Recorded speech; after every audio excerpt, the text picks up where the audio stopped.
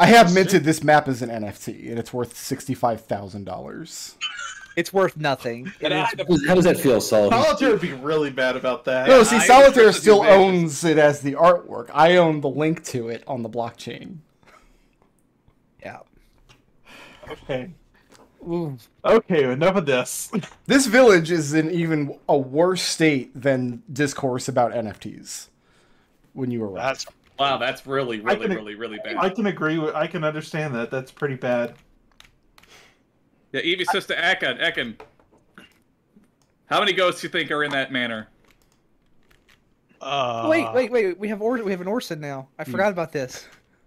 Brick Road told. So this is the record keeper sprite, but Brick Road like edited out the pants for me, and I appreciate. I thought we were going with Unstinian. Okay. Yeah, I thought we were going to go with Unstinian. The boy shorts are strong. That's why. But yeah, no. Everyone, give me a number. How many ghosts do you think are inside that manor? A number between 0 and 100. I'm going to go with 2. 2. Yeah. That's a very specific number. Let's say I'm guessing there's an the old lord and lady. Yeah. The old lord and his wife. What do you think? Yep, that's what I was thinking. Summon to include the servants. So let's, like, I guess. What do you think? Is this a church? I think it was a church at some point, or some kind of government. It's got a clock on it. It's a dilapidated church building, and I mean, it's in sad state. Wonder what god they worship there. There isn't any identifying iconography left on the church. Tenny is not going to be happy about this.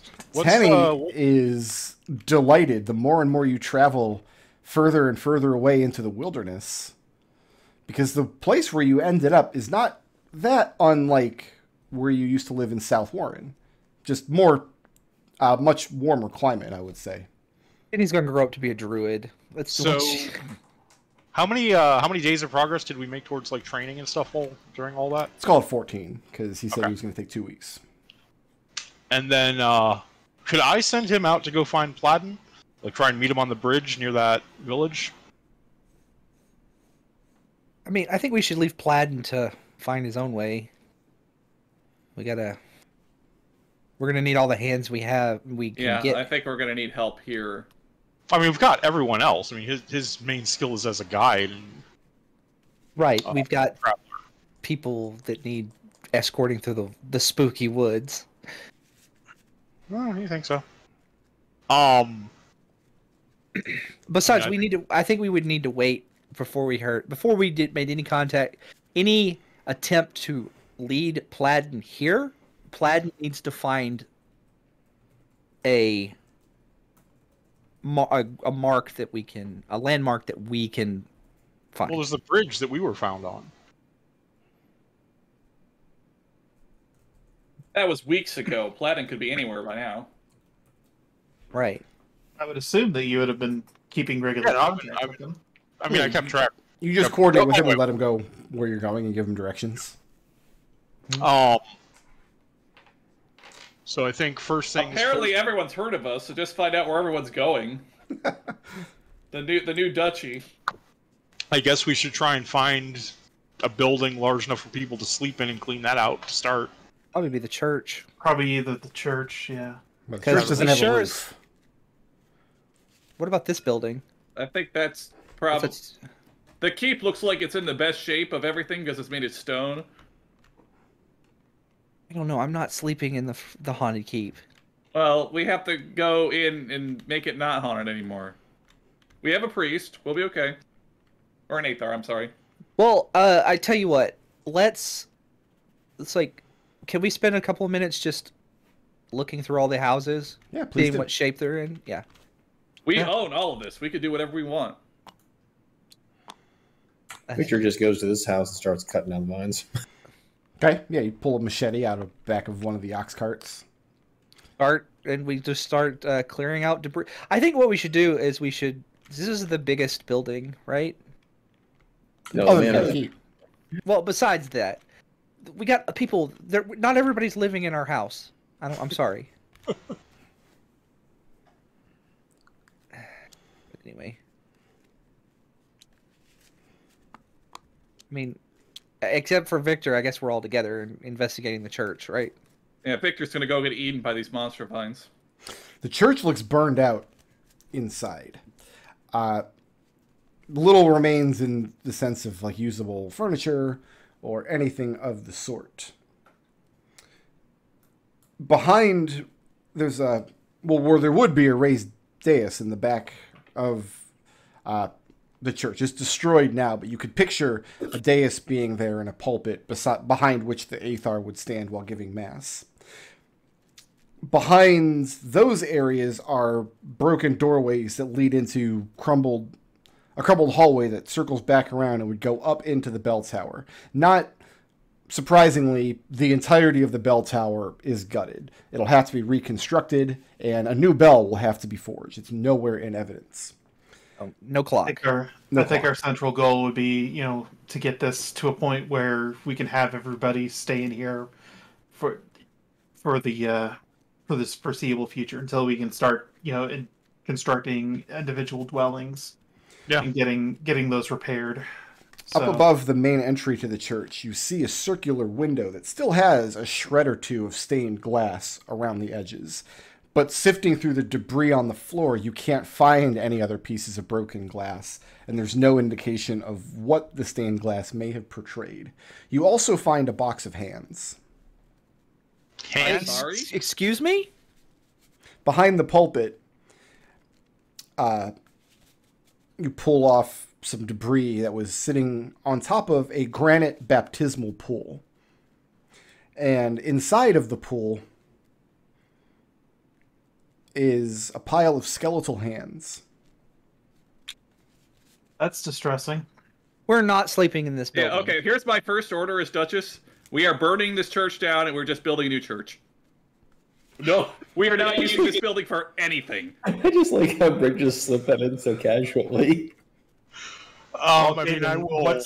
What's your alternative for where we're going to stay? We can go into the building next door.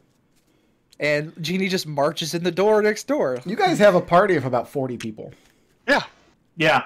One of the things that I'm going to, I guess we should start them working. Yeah, I'm gonna set people to work just clearing off the debris. I'm gonna take the hands specifically. And is there a graveyard anywhere around here? Searching around the outer perimeter, set aside from the village proper, so it would be outside of the remains of the palisade. You do find just an overgrown plot of soil and a small copse of trees where you find what you think are broken headstones, long ago destroyed and crumbling to ruin. Yeah, I'll just take all the skeletons, all the bones from the font, and dig a hole and bury them here. This is going to require a couple of you. Okay. And maybe... I'll just get some laborers. It's not a big deal. Okay. And I mean, they're a little... I'll be doing all of the handling the bones. They just need to do the digging. Okay. Okay, so... Edmont will take charge in the church and start clearing out old furniture, scavenging and salvaging whatever they can to, work into a makeshift roof that will, cover the holes in the roof until such time as we can actually get a proper roof on it. There's really no such thing as a makeshift roof. It's going to have to be rebuilt. It's not really conducive to having straw or thatch put down. You're going to need to rebuild all of the wooden beams across. It's going to be a big construction job. It's a good thing you're glad that you arrived in summertime so you can get all of this done over the next few weeks. Yeah, I'm seeing two immediate concerns. One, we have to get at least some of these buildings into a shape where we can, sleep and be safe. Inhabit them. Yes, they need to be inhabited. The second, we need to get these fields cleared out and see if we can get a harvest before the winter. And I don't know what kinds of crops grow in this climate. I'm going to have to defer to a farmer for that. You're going to have to send some guys out to kind of survey the surrounding lands. There are fields and what are just small overgrown gardens here, but more land presumably could be cleared out further afield as well. Orson, do you want to suggest to Orson to take some people out to survey and see what all grows in this area? Yeah, he's happy to do that. He's happy to take a couple of the teamsters that have farming experience. And then they've brought a small seed bank along with them to grow some grains, vegetables, kinds of things. Jeannie, give me a perception check, please.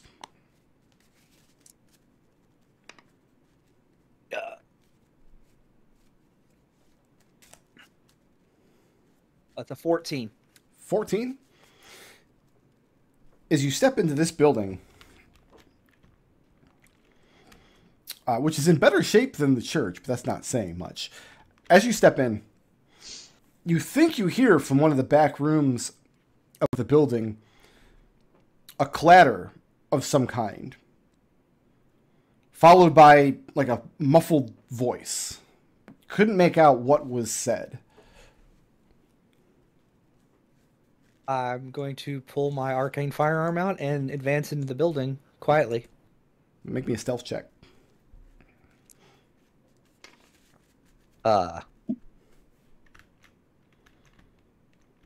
7. 7? Yeah. Give me a perception check. Ekon and Edmont, you're both in the church, yes? Yep. Yeah. Okay, yeah. Perception check from both of you.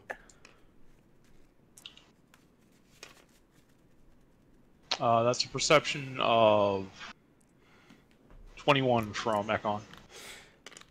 Edmund, how do you do? 22 for Edmont. Nice. Okay, so you both see out of the corner of your eye. You would not be able to see this if the walls of the church were completed. 4 walls. But you see somebody tumble out of a back window on the first floor of this house. And you see him struggling to get his breeches up. And 2 seconds later, a large black wolf leaps out the same window. And they kind of take a few steps towards this tree, looking back at the house very suspiciously and very nervously. Can I vault through a hole and cut them off? You can run up to the tree if you want, yeah. Yeah. Are they within Good, 60 feet? Good day, friend. I'd say they're within 60 feet. Go ahead and give me a DC 15 Wisdom saving throw. Against what? Command. Stop. Oh, that's a fail. Yeah. So on their next turn, they just don't do anything. Okay. He looks around, and you can see that he's scared for a moment, like he's caught off guard. Oh, but this has to be in a language they understand, so I yell that in Darkanese, but if they don't understand Darkanese, the spell doesn't do anything. He speaks Darkanese. Okay. And as he gets his breeches pulled up, he's pulling the belts around and getting it. His surprise turns to anger. Oi! Who are you lot?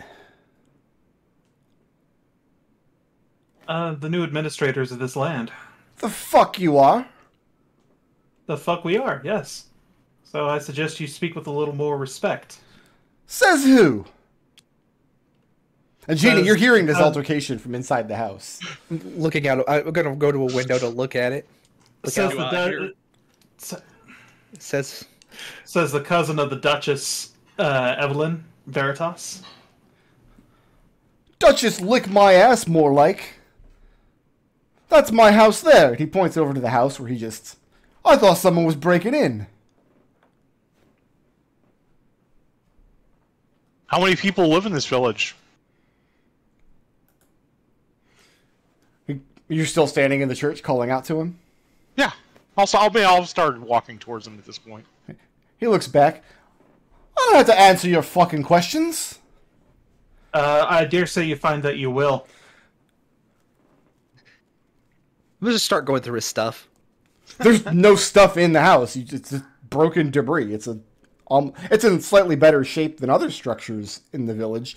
But you get to the back room where the man's been living, and there's not much here except for just a dirty rush on the floor and an overturned barrel he's been using as a table with a candlestick on it. There's just and Jeannie's like, it smells like wet dog in here. He had a Your wolf, name. didn't he? I mean, you asked the man your his name. Make me an insight check.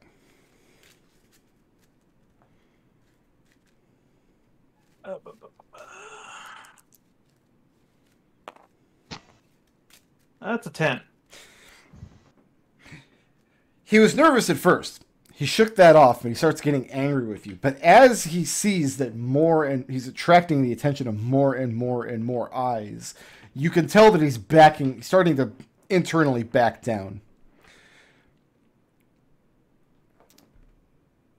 I don't have to answer your questions or anybody else's. The Keltistravi gave me that house. It's mine by rights. The who gave you this house? You haven't said who you were yet. Yeah, we did. Yeah, we did. Cousin of some such and nobody's ever heard of her. As Evie's circling around with the back with a couple of the Teamsters carrying boards and tools, and he's seeing now that you kind of got him on all sides. Hi, who are you? And he spits on the ground. Says, you make sure you treat me right, or the Keltistravi will hear of it. Who is that? I'm not familiar. What are Orson and Victor doing at the time of the commotion? How much can Victor hear from where he's? Oh, you can hear all those shouting at each other. Though everybody in the village can hear. That's why there's kind of a crowd starting to form. Victor will meander over, vine-bloodied machete in hand.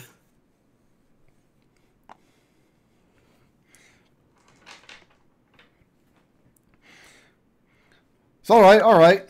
I see how it's going to be. You're going to run a man off of his own land? Run me out of house and home? What the fuck is going on over here? Well, no one said that yet. How long is he stuck in place with command? Just 6 seconds. Okay. Then after a moment, he starts... I mean, the wolf loping beside him is growling at any of you who meet her gaze. And he starts to back off, and he holds his hands up and says, "You've got me unarmed. I'll go in peace, but the Keltistravi will hear of this." Victor will walk up behind him and place the tip of the machete against his shoulder. So before you move, we're rolling initiative because you're moving towards him with a weapon. Is that the intent? Yes. Okay. Yeah, everybody roll initiative.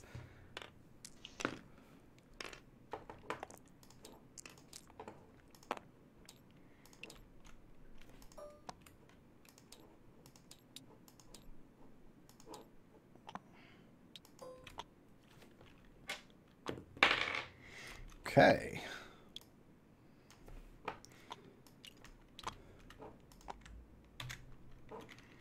Nope, I didn't copy them.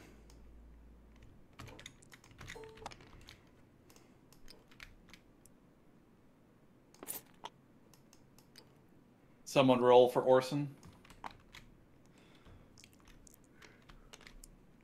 That's an 18 on die.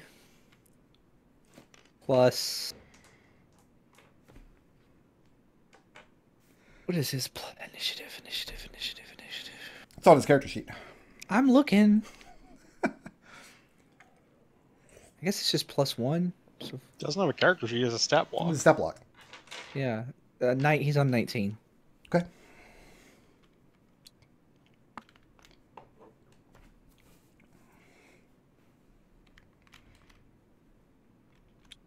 No, you did not get behind him. You were over here approaching him with a machete. Victor's intent was to approach from behind him to begin with. You couldn't because I had no idea where it was. he could see you approaching from the side of the house, unless you snuck off and went into the woods and came in from this other house. But you approaching him holding a machete is what caused people to roll initiative. Which one is he? Is he the red He's the one red or the... Okay. And yeah, he sees Victor holding this machete coming towards him, and he can see that he's outnumbered. He calls out, "Oh, fuck this!" Begins bolting in the opposite direction. And he whistles for the wolf to follow, but her initiative is not yet. Orson is next. Well, he's the black one? I'm sorry, he's the red one. We'll call that about 60 feet. So how far away is that? I'm in a house. You're inside of a house, but like you're kind of looking out of the window that he hopped through, seeing the commotion. Uh-huh. So Orson's next. Orson doing anything, or is he still working in front of the church? I mean, Orson would probably walk over here to see what's going on, and then be like, "What's going on?" And then Ekon. So I'll move closer, and then I'm going to need another DC 15 Wisdom saving throw. I have a 19. Oh, nice. The same command, you're trying to tell him to stop? Yeah. And then moving or staying put? I already used my movement. Ekon, the wolf is going to be running through your threat range to keep up with the man. So the question is, they're going to keep dashing away on every turn. Is it the intent to try to catch them and take them prisoner? Yeah. Yeah. Okay. Yeah. So that brings us to Eugenie next. So I'm gonna climb out the window, and I guess 30 feet gets me about here. How far away are they from me? 60 feet? 60 feet from the point that they started. So they're about 60 feet away from the back of the church. Oh, so they're like 100 and something feet away from me. There's no way I could ever catch them. Probably not, but we've got rogues that can bonus action dash. Are they within 90 feet of me? Sure. Okay. I need a Constitution saving throw from the man. DC 15. 14. Okay. Excuse me. He's here now. What the hell did you do to this poor guy? I vortex warped him. Nice. There's just a bamf noise, and he's here now. And I'm pointing my my glowing arcane firearm at him. Okay, moving or staying put. He's not within. He's within. Yeah, I'm staying put. Okay, that's going to bring us to Victor. Victor will. Victor's gonna try and grapple him. Just, why are we fighting? Talk to him. Well, yeah, he's basically going to tell him to stop in the name of Aslan and then attempt to. Aslan is the lion from the Narnia books.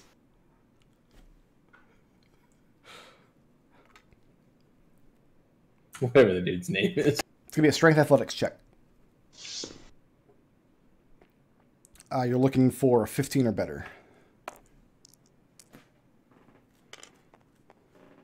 God. It was an 18, but now it's a 5. 5? So stop in the name of the king. He slips out of your grasp, but I mean, he sees the difficulties he's in, and he shouts something across the yard to the wolf, words that none of you here understand. Is that the end of Victor's turn? Yeah. Okay, who's next? Next is Evie with Edmont on deck. Evie's gonna shake her head. She's gonna signal to Victor and Jeannie to stand down, put their weapons down, put your weapons away. She's gonna approach. I apologize for this misunderstanding and the overzealousness of my kinsman. Anything Who else? are you? What are you doing in this village? We were informed that this place was abandoned. What can you tell us? No, I apologize. I have not introduced myself. I am Evelyn Veritas, by command of... So let's back up a second. Which of these things are you saying? 'Cause that's a lot of speech in 6 seconds. Okay. One line. Okay. I'm saying let's talk. We don't want to fight. Let's talk. Don't want to fight. Could have fucking fooled me. Taking an action or leaving it at that? Can I use my action to persuade or anything? Persuade him to do what? To see if he wants to talk instead of fight or run away. So you want to persuade him to talk to you? Yes. Okay. Make a persuasion check at disadvantage because he's been magicked and threatened. And Genie broke into his house.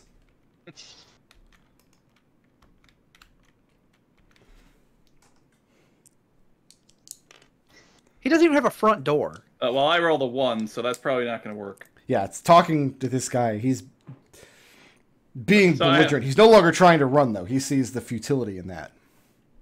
Okay, so I rolled a 1, and then I rolled a 17. A 17 to what? It turns to 22 for persuasion, but I also rolled a 1, so if that was a disadvantage, then I get a 6. Yep. And who's next? Next up is Edmont with red token on deck. Edmont, fix it.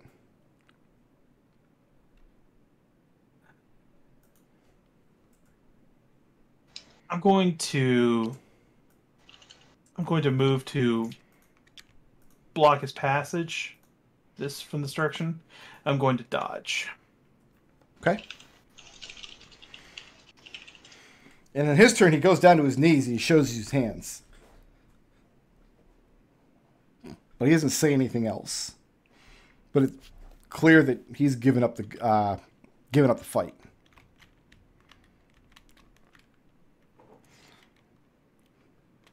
If Orson or Ekon don't do something now to stop the wolf from running off, that's what's going to happen next.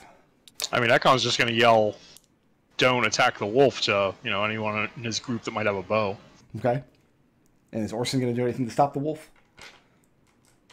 Orson's kind of in the back. You're not going to try and command the wolf again? It doesn't speak Common, does it? Or Darkanese? I mean... It's a language-dependent spell. It's a wolf. You did hear the man shout something to the wolf, but not in a language you recognize. It was not Darkanese. You could try. So you guys are focusing your attention on the man and getting him to surrender and hopefully trying to get him to talk. Ekon is actually, he is running after the wolf, but he's, again, mostly trying to prevent anyone in his party from, shooting it or anything. Okay. Then you just kind of watch it disappear off into the tree line. It jumps over part of the dilapidated palisade circling around that part of the village behind the church. Unless you focus energy dashing after it, you're going to lose it pretty quick. I think Orson can track it down if we need to find it. Is anybody else going to hurt this guy? No. No. Okay. You find him very belligerent. He's not willing to give you his name. He does not recognize your authority. He likes to spit a lot. Can Victor thump him upside the head the next time he spits? Yeah, you can thump him as much as you want. Although I just asked if anybody else was going to hurt him, and everybody said no. Not in a hurtful way. There's no... If you go to strike somebody, that's an attack. That starts initiative back up. Fine. So if we're not going to beat the guy up and we're just going to talk, we can come off initiative. It was like, we just got here, man. And you jumped out of a room and started running. What can you tell us about this place? Abso-fucking-lutely nothing. If you were any kind of decent folk, you turn your wagons around and leave me be. I think we got off on the wrong foot. Victor will kind of pull out a coin from his pouch. And do what with it? You ask him his... I mean, everybody's asked him his name by now. He's not giving it. Even with the offer of a coin? He kind of looks at it in your hand contemptuously. Where's he going to spin that, Victor? At the store we're going to open, obviously. At the company store. with coins with Victor's head on them. All right, so let's back up a step. Okay. We were granted title to this land by the king, Aslan Rex. So we are coming to put this village to rights, restore this land to a livable state, so that our party can live here in something resembling peace. And you see his eyes dart back and forth between Victor's machete and Jeannie's firearm and the place where he just got, vortex whipped from. Warped. And you can tell he's not buying this idea of living in peace. Does this make you uncomfortable? Victor kind of waves a machete around as he looks at him. Victor, I have a job for you. I need you to go count how many stones comprise the face of this keep.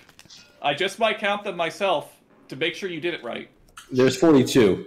Now, does this make you uncomfortable? And he'll toss a machete down next to the guy. So you toss it down, like in front of him? To his side, yeah. And he looks at it suspiciously. What am I supposed to do with that? If you're smart, nothing. I mean, I've put my weapon away, so I'm just kind of standing there. The question quickly becomes what you're going to do with him, because you get sarcasm and anger and foul language, but not much in the way of information. I mean, if he lives here, like, I'm okay with letting him keep his house as long as he's gonna not cause any problems. I don't actually think that's his house. Well, he was living here.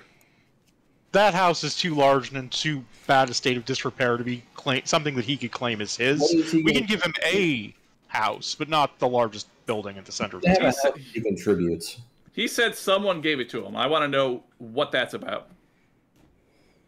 Who is it that gave you this house? Maybe I misspoke. Maybe I just fucking found it. That's not what you said earlier. Bugger what I said earlier. Why are you being so hostile? You broke into his house, kicked him out, waved a knife at him, cast vortex warp on him, pointed a gun in his face. It's not a real gun.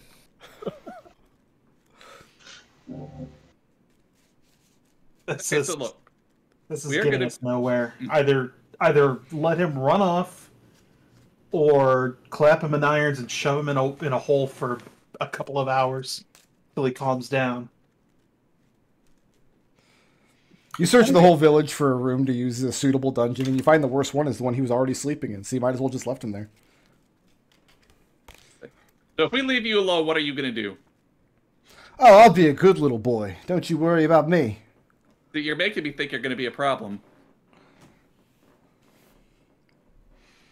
You know, And I'll look at him and I'll be like, listen, my sister obviously wants to let you go, so, like, she's trying to be nice to you, and you're not doing it. You're not doing anything for her.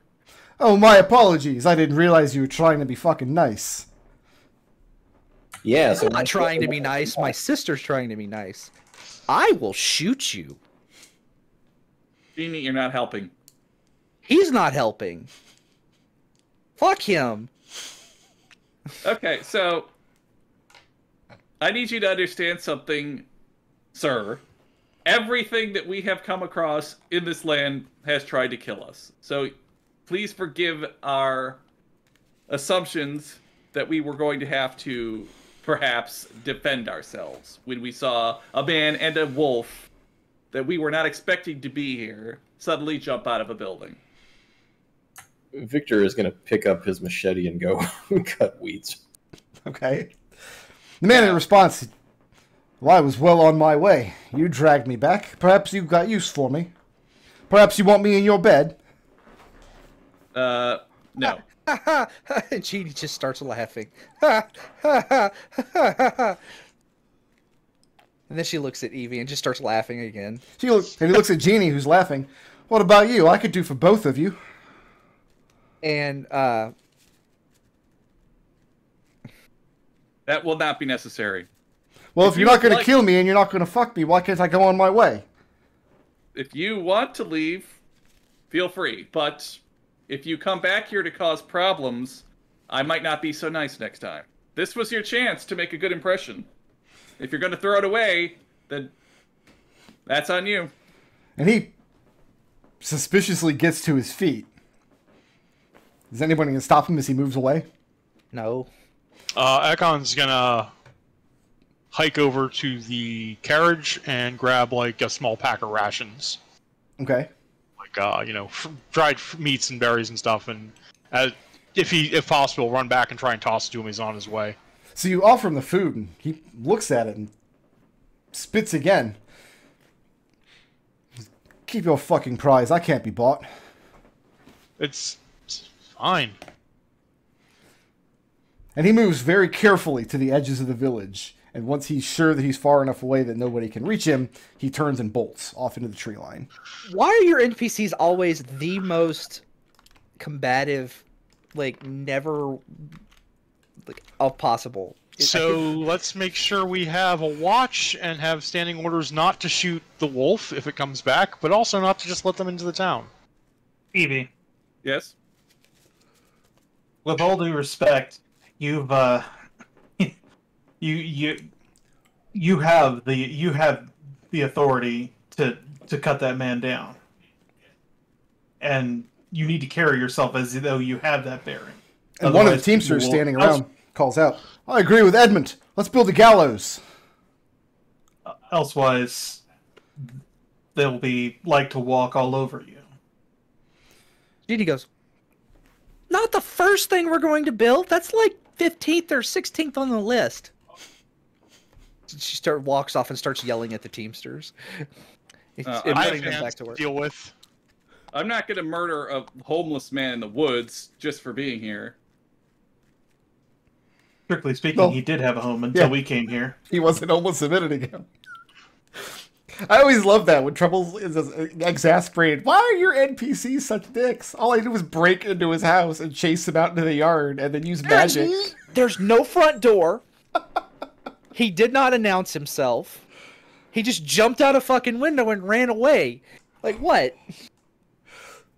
Okay, yeah, so, yeah, I'm expecting that guy's going to run off and immediately try to make trouble for us. And then when we tried to talk to him, he's like, "No, fuck you. I'm not going to be reasonable." In lieu of that, your ultimatum, I think, was perfectly appropriate. But in the future, I really do suggest that you carry yourself with more authority, because you have been granted as such. I don't think that guy gave much of a shit, to be perfectly honest. I think Aslan Rex could have come in here, and he still would have been talking shit. And then, of course, he would have become a pile of ash on the ground in about 3 seconds. I could do that too, and you don't see me doing it. So, a tumultuous first day in the new village. Yeah. Going through the rest of the buildings, you don't find any other squatters. Some wildlife has to be chased out. There is forest game and whatnot, so you have your share of squirrels and rodentia and raccoons and things, and better game out in the forest proper. That's a start. There is a source of water near to the village, separate from this dried up stream, where some of the outriders you sent out report that fish can be netted and brought in. It's not going to be great take, but it'll be better than nothing. It looks like this river might be dried up because there's rocks. Maybe a landslide of some kind. And going up there to investigate, you can move the rocks aside, but the small pond on the other side is not in any better shape. It's incredibly shallow. It's not potable. It's a breeding ground for mosquitoes, really. And you can see on the far side of that pond is more dried up stream beds snaking off into the woods. At least we have a fishable lake nearby. That's a good start. Is there a well? There isn't, but you can put some men to work digging one. Yeah. So, shelter, water, food, and that. Well, we got food, but yeah, long-term food. I think in that order. Shelter. Yeah. And at this point, the Teamsters have disassembled or made some work disassembling the wagons and set to work using the canvas and the materials there to build temporary lean-to structures to try to, like, the canvas is cut up and they're using it to try to cover up smaller holes in houses that might give them some shelter from the weather. So work is already being done without you having to completely delegate it. Right. That sounds good. So, I mean, they got that order, and I think the order of operations is shelter, the well, getting some food started, hunting things, getting ready for the winter food-wise, and then repairing the wall. Yeah, rebuilding the wall needs to be very high priority. So you send some men out into the woods to start sourcing lumber, and you send some more out to clear these nearby fields. Sorry. Yeah, the men you sent out to the fields, they report after a couple hours that it's good fertile soil. And you'll be able to get probably a couple of harvests before the end of autumn. It's good land. And there's plenty, there's no shortage of wood. And after a couple of days, you guys are getting your bearings and getting some of the buildings in a livable state and getting some repairs done. More and more word comes back from the people that are surveying the surrounding land. You've got, within a day or two travel, another 2 ghost villages. One to the north and one to the south that you might have passed coming along the road. Anything that scavengeable from them? Well, nothing really scavengeable. They didn't have any population in those villages in the surrounding hills, but they came across what looked to be overgrown vineyards, and they brought back bushels of wild grapes. Hmm. That's also a good start. Can I take, I'm going to start, it'll take me 1 work week to build, but like after the first day, I would actually like to spend some time setting up I would like to spend a day setting up a temporary work shop. Where? I guess I'll use this building since, unless you said this was the worst building. No, the church is by far the worst. I mean, you guys haven't been in the keep yet, but the church is definitely the worst shape of the buildings here. I would actually like to get the keep into kind of a sorted state because it's the most defensible structure. Stone walls. Inside the keep, going in, it's completely gutted and blackened with char. This place has seen some sort of supernatural fire, hot and fast enough to break walls, to where it's a 3-story keep and large parts of the 3rd and 2nd story have collapsed down into the 1st. I mean, we're talking a couple weeks work just clearing the rubble out. The good news is it's all still good stone. It's all usable, but you're not sure if it can be built back to its former glory before winter. Hey, What about- don't piss off the king, or he'll do this again. What about this? What about the tower and the windmill? Both in bad shape, but both can be repaired. I mean, Well, this house Victor's been trying to clean out. Half of it's Bad shape. completely overgrown by those vines, and you spend a good part of your days hacking them back, you and the Teamsters with machetes and axes. Ekon would like to go and just do a cursory magical once over on each of those 2 abandoned villages to make sure there's no magical things going on there. So you're going to leave for a couple of days and go out with the Outriders? Yeah, I mean, just the points of interest, I want to go there, do active detect magic, maybe do some medicine checks. And I also want to set my retainer on starting one of these gardens to grow materials for spell components and poisons. Okay. Been in Ravenloft for like 2 days, and you're already growing poison. Oh, that's a gift for Evie. What's I'll stay in the Duchess's good graces. what is the do I get any idea of what this building used to be at some point? Going through it? Looks like it could be used like a long hall, like a commons meeting space, kind of like the one you were sleeping in McGreer's village. Mm-hmm. This might be another building we might be able to, at least, gut and salvage in some fashion. I mean, the buildings here that are not salvageable, but you can use them to supply more material for repairing the ones that are. And there's no shortage of lumber. It's going to be a lot of long, hard work, but right. Evie and Ekon. Yes? Let's get an investigation check individually from each of you. My investigation is not good. I'm going to assume Ekon did a cursory walk for magic around this village first. Yeah, he would have done it at the village first. And obviously, before doing that, he's going to enhance ability intelligence. So that's so the first one for this village, I guess, then, would be an investigation of 16. 16? What did Evie get? 13. 13? So, Ekon. I mean, after Evie reports the state of the keep, you can go in to the places where you can access anyway. There's a lot of places where rubble's going to have to be cleared away before you can even get into them. However, in the west wing of the keep, you find a secret door. in a part of the wall that is otherwise still more or less intact. Some of the stones and brickwork are not mortared inside, and investigating for a few moments, you find a catch near to the floor that's still operable that causes the bricks to dislodge. And then when you get a crowbar in there, you're able to pry the secret door open, revealing a hidden room beyond. Inside this room is a floor-to-ceiling mirror, rimmed with brass and set into a wall. A second mirror faces the first. This one is just a freestanding mirror, like you would see in a lady's bedroom. It has a partially bent brass frame, which has caused a huge crack to run from the bottom of the mirror where the bend begins all the way up through the top. The stress of the bend has caused the glass to crack. It's otherwise intact, and the two mirrors are facing each other. Are they magical?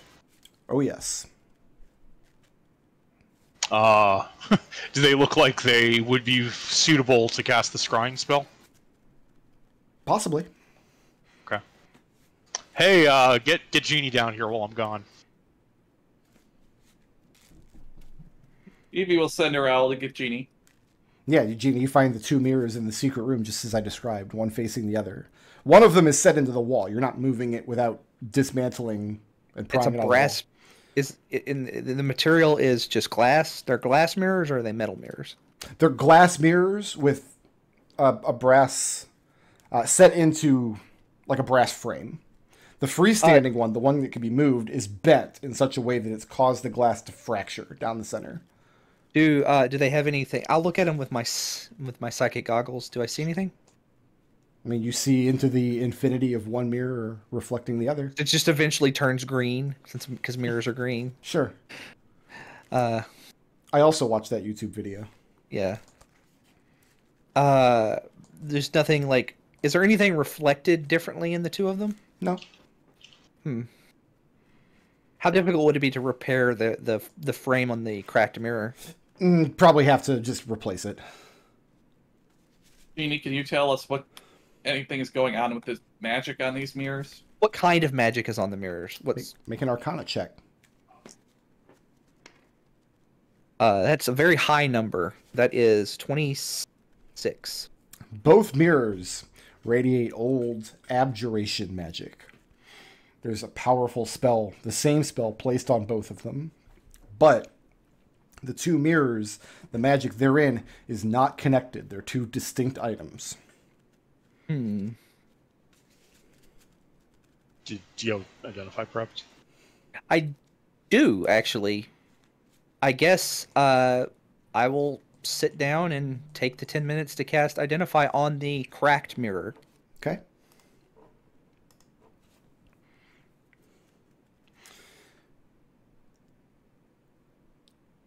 It's a focal point for a very powerful sealing spell.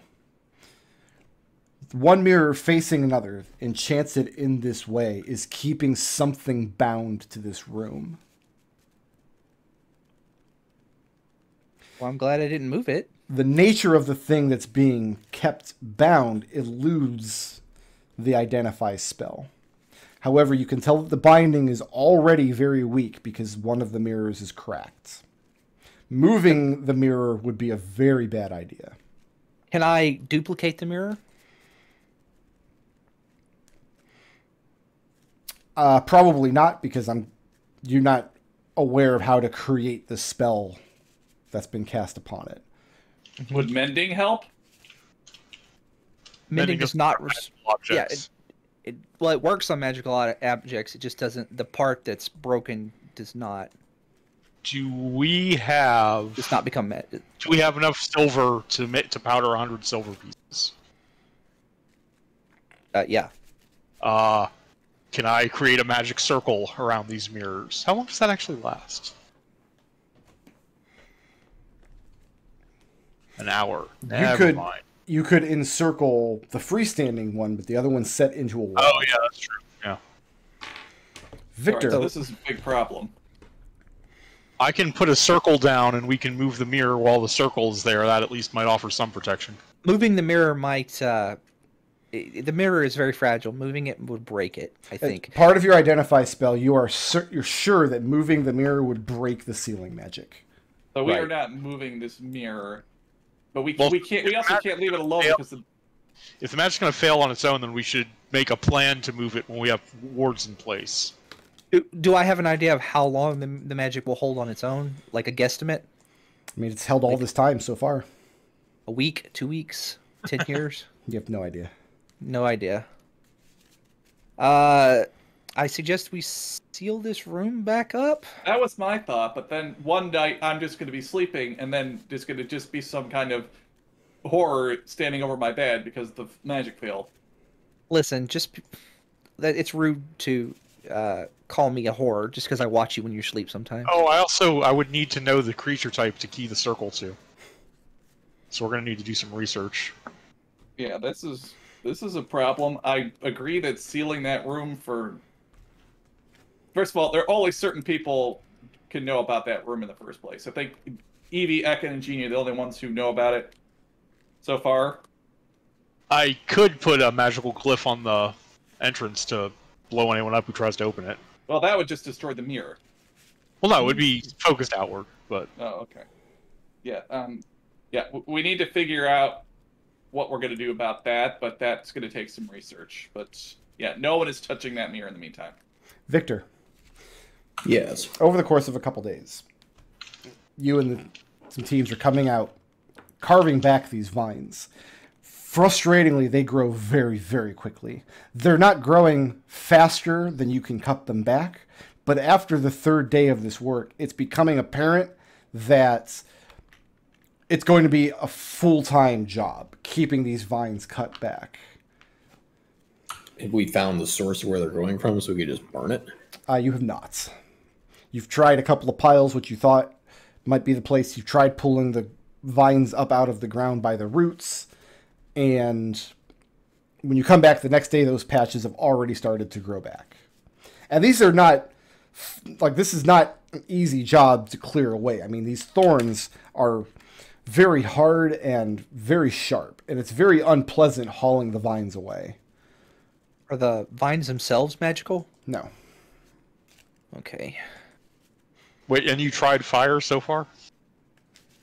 They will burn, but he'll burn a patch, and the next day fresh vines will be growing throughout the ashes of the patch. We need to find the root of where they're growing from first. Victor, give me an investigation check.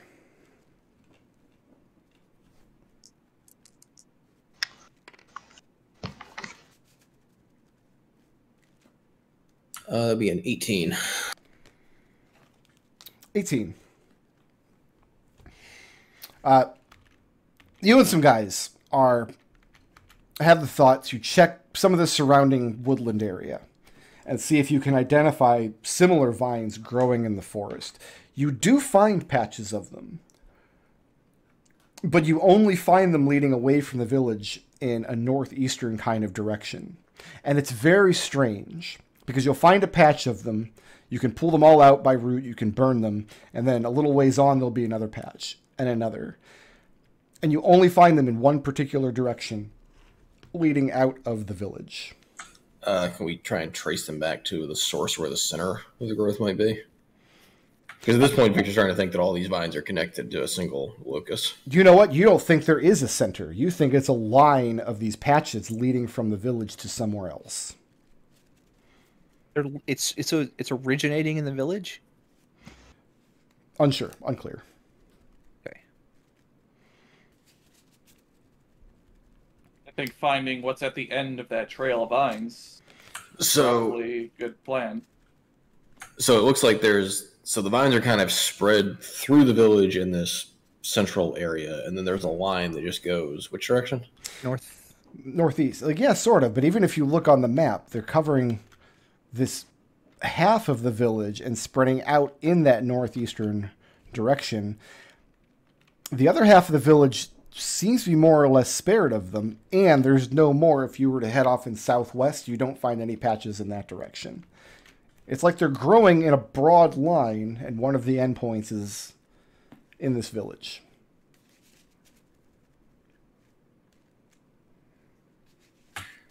Oh, boys, you Edmont think we should dig a ditch? Good. Finish your thought on these vines. So Victor is going to get the teamsters where we can with some shovels and the like. We're actually going to try and carve a ditch to separate this line going northeast from the village to the south to see if they grow through the ditch, and if so, which direction they're growing. The line would be like down this way. So you try that, and after a day or two, there are still fresh patches of vine on both sides of the ditch. Does it look like they're growing from both sides? Yeah, I mean, they look like independent patches. They don't seem to connect anywhere. You can pull up their... With work, you can dig them out and pull them up by the root.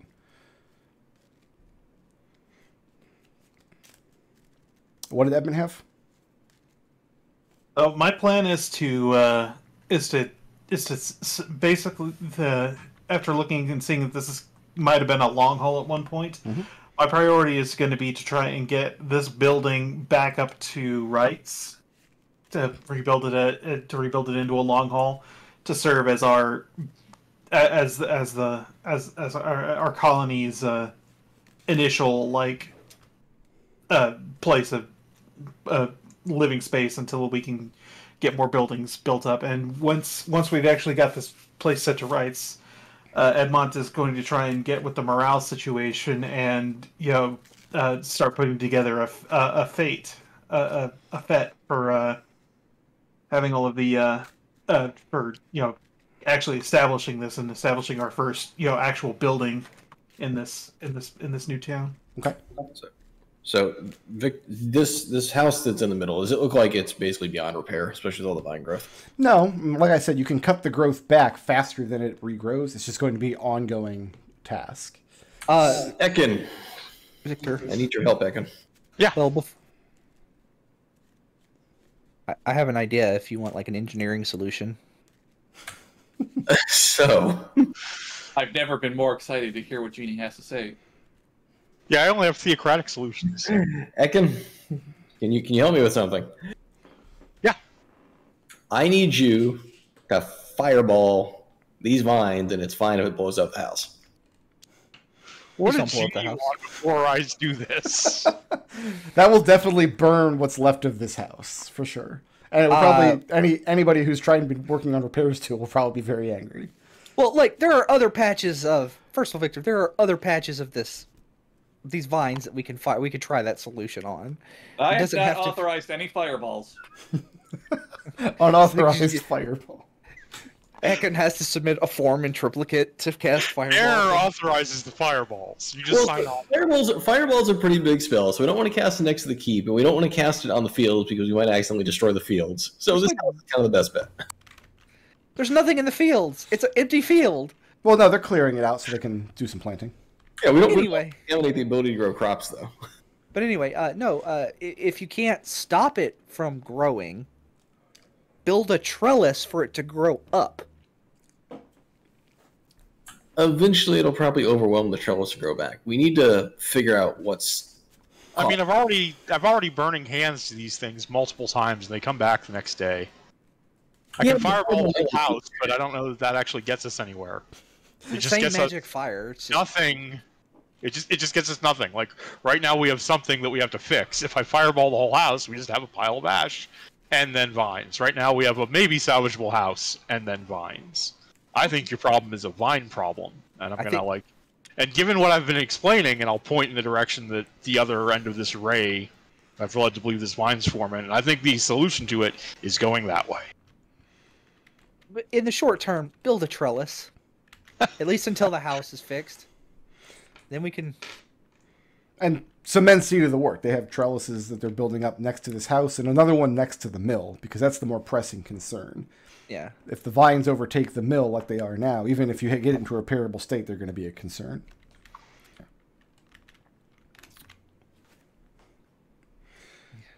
Evie. Yes? Tenny takes to the new village fairly well.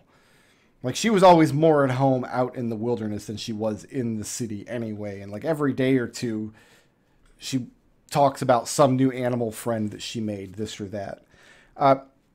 However, you getting word that Tenny has been spending time amongst the Teamsters and repairmen in the village. Is she causing problems for them? One of the builders in particular, whose name I have here somewhere,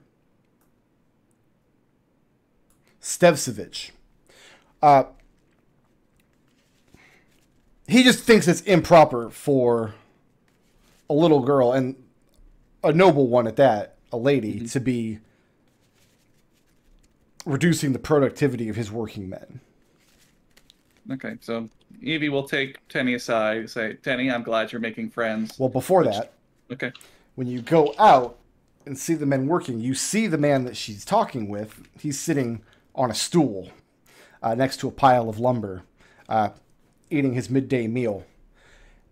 And it's Denny. I'm sorry? She's talking to Denny.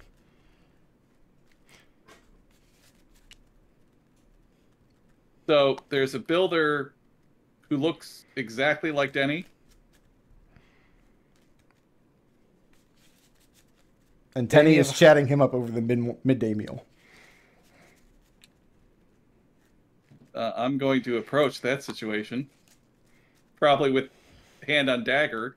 Okay. And as the lady approaches, the man doffs his cap.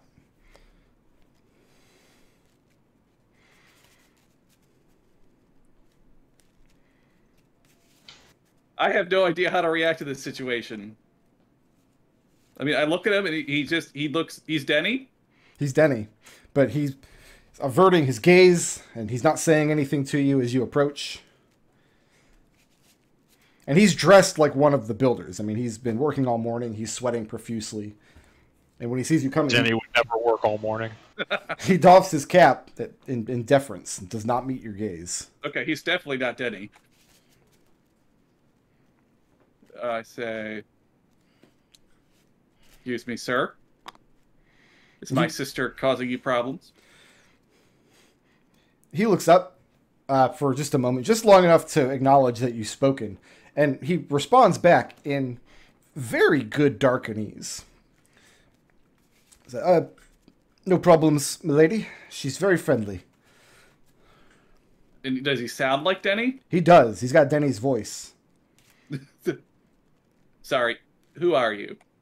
If it please, milady, my name is Dennis. And where did you come from? And he points over to the man that you recognize as one of the bosses. He said, I work for Stensevich. You look very familiar to me. And at this point, Stensevich is seeing that he's being pointed at, and he's coming over. And he's just a mean little cuss of a man. Like 5 foot nothing, but all muscle. Graying hairs. And he comes over, and you can see he's a little bit angry. He says, milady. Good morning. Good day, sir. Has this one done something to offend? Oh, no, I was just making sure that my sister is not making a nuisance of herself. He looks... You can tell that, in his head, he's thinking, yeah, I want you to take this 10-year-old girl off my build site. That would be nice. Thanks, please. But he doesn't say that. Mm-hmm. No more of a problem than any other morning, my lady. Oh, that's passive-aggressive. Tenny and I will be on our way now. Please keep up the good work. And I will take Tenny by the hand, and I will lead her away. And I say, he gives you a nod, and as you're moving away, you see the little man Stensevich give the big man Dennis a clout to the side of his head with his hat. You don't hear what is said, but he's being admonished for something. Mm-hmm. At which point the big man turns sheepishly back to his lunch. Then, once Tenny and I are... fared out of earshot from them, I say, Tenny, I'm not crazy. That man looked exactly like Denny, right? He didn't die after all. He's doesn't remember what's happened, but he also doesn't remember to be, well, not wishing to speak ill of anyone, but he was a bit nasty, wasn't he? He was more than a bit nasty, sweetheart. I need some opinions here. I need to gather the group and say Denny has come back to life for revenge. So yeah, over the course of the afternoon, I mean, Evie finds you guys and pulls you away from your tasks and points them out, and there's Denny working on fixing up one of the buildings. Denny would never work a day in his life. Oh, I agree. And I met He's other than very that, committed to this bit. Other than that, it's uncanny. Can we say that Edmont, he's been working on Edmont's crew, working on the long haul, and he just never noticed? No, none of you ever noticed. And I mean, even asking amongst the builders, he's traveled with you guys all the way from Castle Avernus. None of your party noticed him either. Until Tenny did? Until Tenny did. When did Tenny notice? A morning or two after you arrived, once all the materials had been unloaded and the actual building and construction had commenced. Is Giannis among the children? If I do a head count, do I come to the number of people I actually expect to have if we were keeping some sort of track? You were told 12 working men on each wagon, and there are 24 of them, including Dennis. And that we did have a couple of hangers-on come along with us along the way. Yeah, but this one's not one of them. Yeah, this guy's been spoken for by the guy running the crew. At some point, Victor will pass by Dennis and say hello and greet him in Ferniskin to see if he gets a response. I mean, he doffs his cap and nods to you. He recognizes he's being spoken to, but he doesn't seem to understand what you're saying. This is a mystery and a half. It's like 3 mysteries of one. So I can assure you, Denny was very dead when I left the long haul.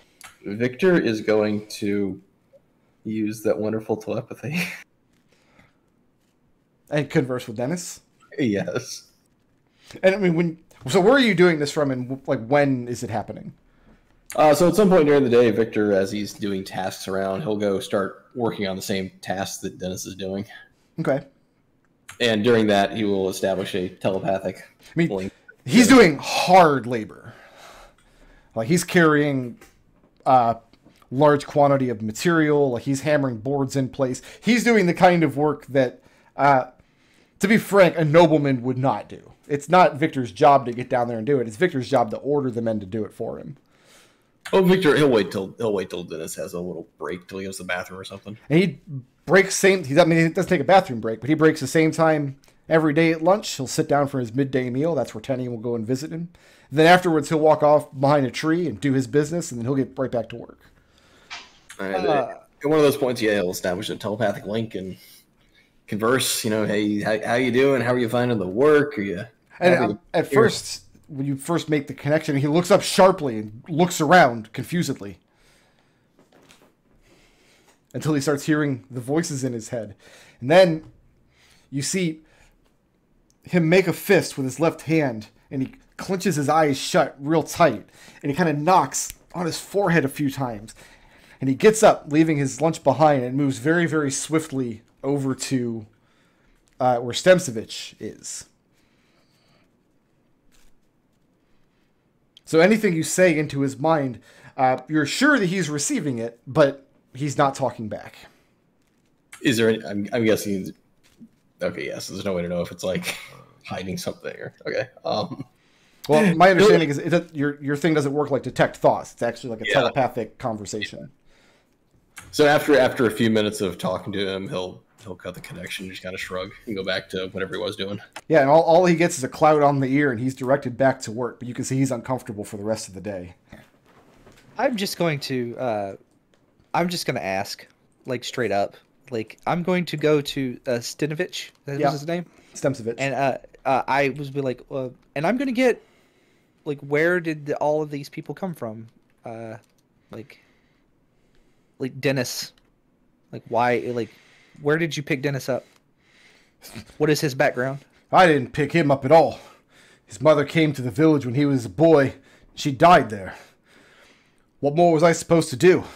Would that I would have dug a hole and put him in it. But bugger me, I didn't. I taught him a trade and dragged him around, and I've been dragging him around ever since. How old is he? Dennis?